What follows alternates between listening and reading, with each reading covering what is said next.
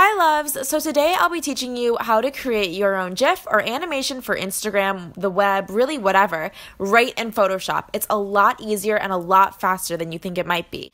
So to start, we're going to open Photoshop and create a new document. For Instagram, we're going to make sure that this document is in the aspect ratio of 4 by 5 inches. We're going to change our workspace to a motion workspace, and then on the drop down, change from video to frame animation. This is going to give us our workspace for creating our GIF. Now go into your files and select the photos that you'd like to use for your animation. For this, I'll be using some photos that my photographer took at the cherry blossoms to make the branch look like it's going up and down. It's about 19 frames, and that creates a pretty fluid, pretty quick stop motion GIF. Now we're going to take all those photos and drag them into our Photoshop workspace.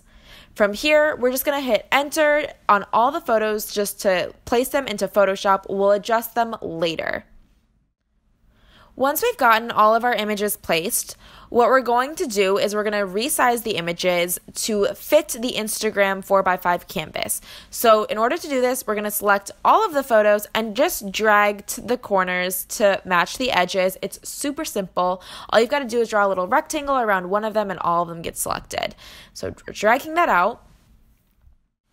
Once everything's placed, we're going to look at the lower right-hand side of Photoshop for our layers, and we're going to make sure that all of the layers are in the order in which we'd like them to appear on the animation. If they're not, feel free to drag and drop.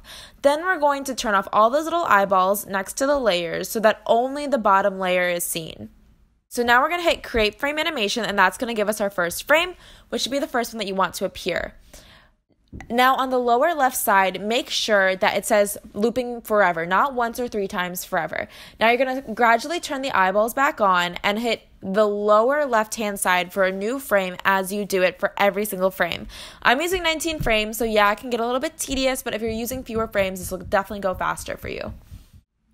Great, now that everything's turned on, we can hit play on our animation and make sure that it's going through as we'd like it to. Mine is perfect, so I'm going to go ahead and export that. I'm exporting it as Save for Web Legacy, and I'm making sure that the export settings are in GIF. I'm using 256 colors to make sure that it's getting all of the colors in the GIF, and I'm also making sure that it's a dithered GIF exportation. Name your file and go ahead and export that. Now, Instagram doesn't support the direct upload of GIF files to their platform, so in order to actually post this to Instagram, we're going to need to go into Premiere and change it to an MP4. So once Premiere is open, what we're going to do is name our Premiere file and open that up. Drag and drop the GIF that you'd like to use and convert into MP4 into the Premiere workspace. And I like to put mine in the timeline twice because my GIF is only 2 seconds long and Instagram videos need to be at least 3. So I'm going to copy that twice into the timeline. Once that's done, hit File, Export.